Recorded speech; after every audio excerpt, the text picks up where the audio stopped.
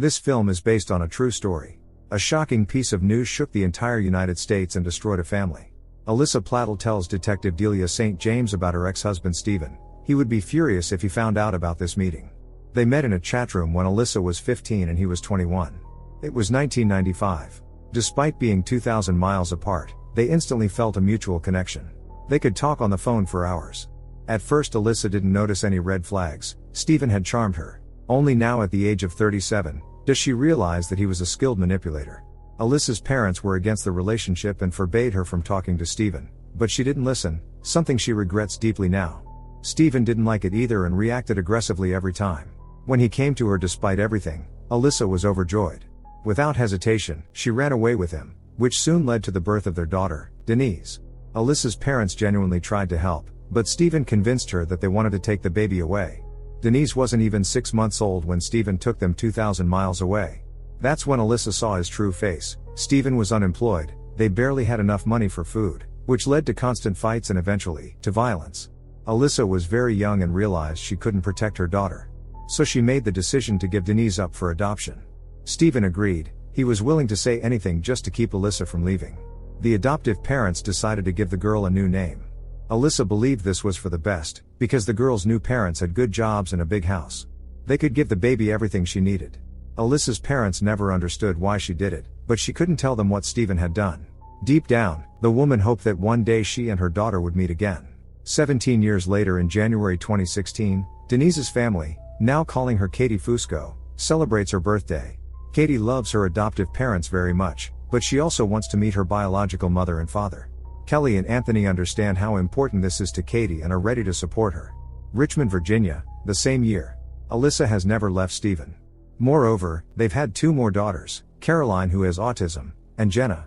Alyssa still lives with Stephen because she has no money and nowhere to go. Over the years, it became a habit. Stephen is more of a friend than a father to the girls. He knows how to charm people. Alyssa is forced to work overtime to pay the bills and rent. Stephen never holds down a job for long and doesn't care when his wife tells him how exhausted she is. Seeing no other way out, Alyssa starts threatening him with divorce.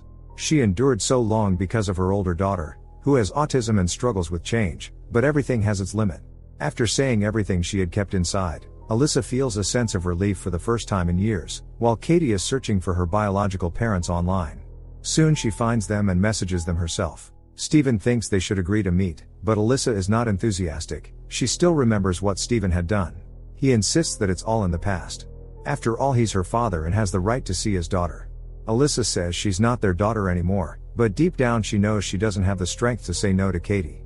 Stephen sees this as an opportunity to delay the divorce because Alyssa won't allow Caroline and Jenna to face so much stress at once, their parents' divorce and the sudden news of having a sister.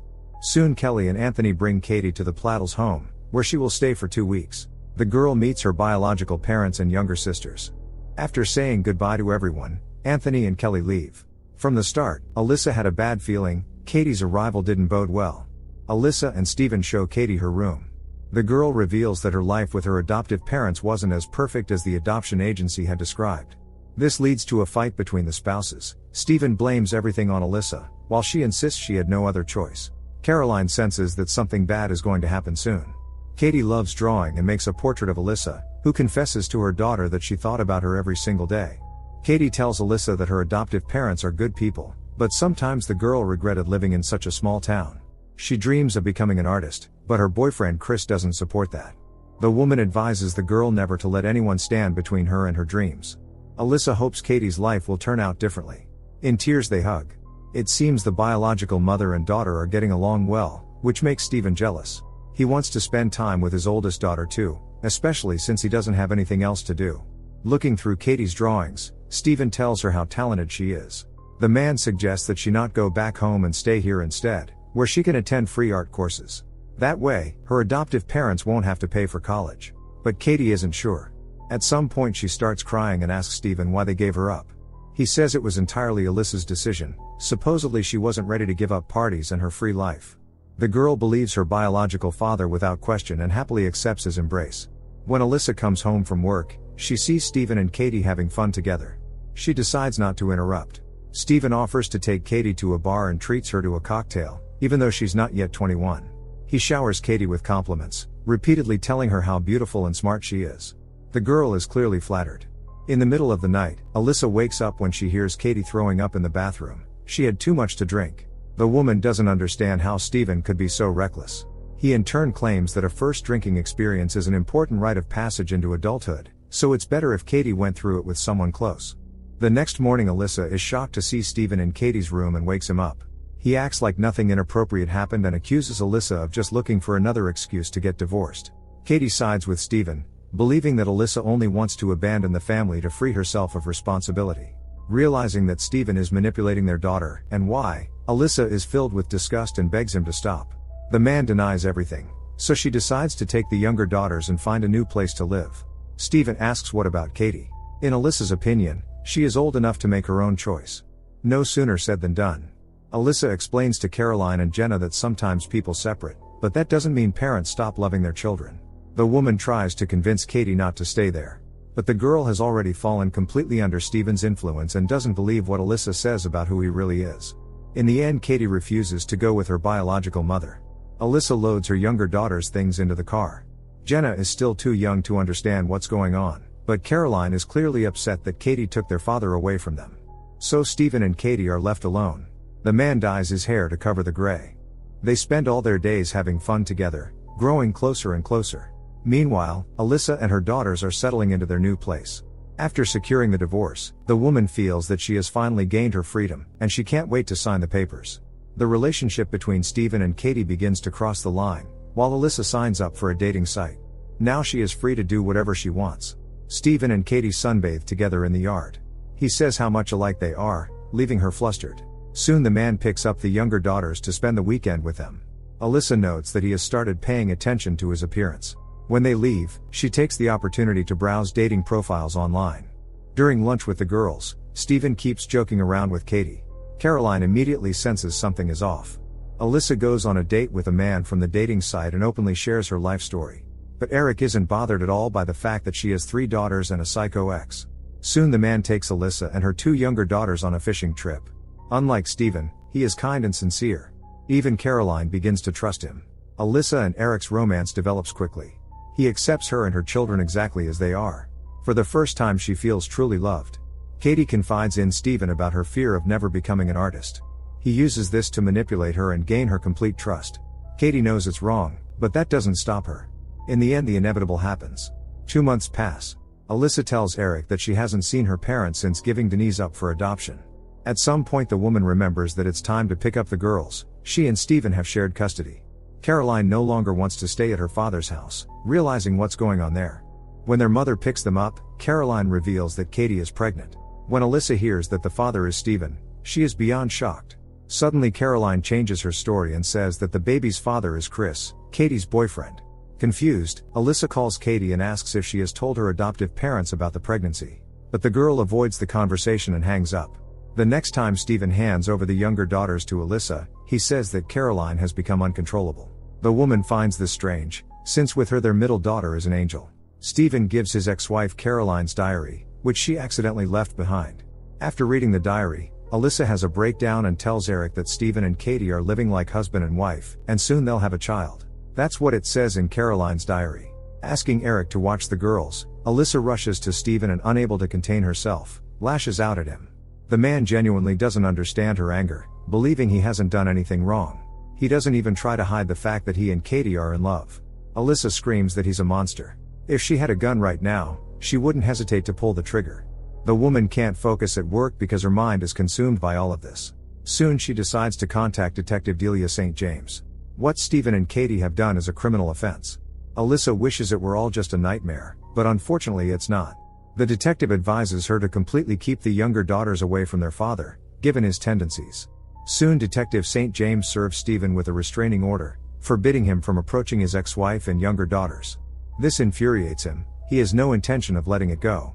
Alyssa explains to Caroline and Jenna that what their father and Katie have done is immoral. Of course the older daughter understands, unlike the younger one. Now they need to find a place where Steven won't be able to find them. Alyssa knows he'll be furious once he learns she went to the police. A restraining order is unlikely to stop him. The woman calls Eric, and he tells her to come with the girls right away. Detective St. James interviews Caroline and Jenna. The girl confirms everything written in her diary. It turns out that Stephen and Katie have already fled to North Carolina. Now that 2 states are involved, the situation becomes more complicated, and the arrest could take months. Alyssa wants all of this to be over as soon as possible. Until then, she and her daughters can't feel safe. Surprisingly, Katie's adoptive parents calmly accept the news of her pregnancy and who the father is. Katie invites them to her wedding, dreaming of becoming Stephen's wife. The fact that it's immoral and illegal doesn't stop them. Soon the wedding takes place. After all, Stephen and Katie's IDs don't indicate that they're related. Alyssa finds out about it from Katie's social media page. Caroline is devastated by the situation. Alyssa tries to comfort her daughter, promising that soon this will all be behind them. Stephen and Katie have a son. The girl experiences what her biological mother once went through. Stephen abuses her, gets irritated by the baby's crying and won't let Katie soothe the child. But it doesn't last long, because Stephen and Katie are arrested. Their son is taken by Child Protective Services. Alyssa learns from the news that Katie is released on bail, while Stephen remains in custody. Their son is placed under the care of Stephen's mother. Soon Alyssa receives a call from a major TV network offering her an interview. Until the trial, Katie stays with her adoptive parents. She is completely broken by the separation from her son and ignores calls from Alyssa, believing she ruined her life. The woman decides to accept the interview, seeing it as a chance to tell Katie that none of this is her fault. It's all Stephen's fault, a liar and manipulator. Alyssa had once been his victim too. During the interview, she doesn't try to hide any of the ugly truths. Katie and her adoptive parents watch the interview on TV. She realizes that by going to the police, Alyssa was only trying to protect her.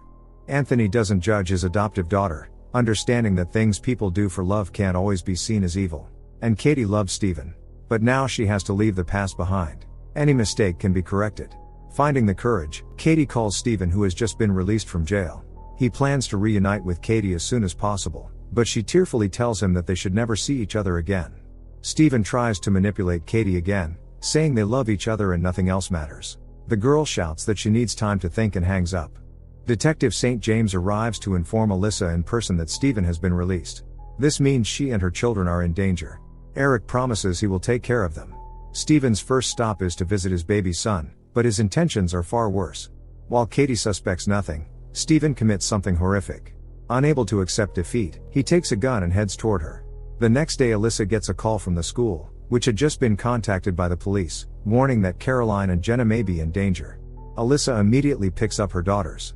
Stephen follows Katie and her adoptive father in a car and opens fire on a forest road, taking both of their lives. Then, realizing there's no way out, Stephen passes away voluntarily.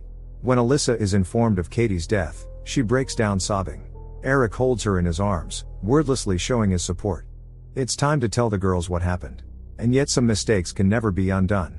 Now the best thing Alyssa can do is be a good mother to Jenna and Caroline. Despite everything, Eric and Alyssa get married and find happiness.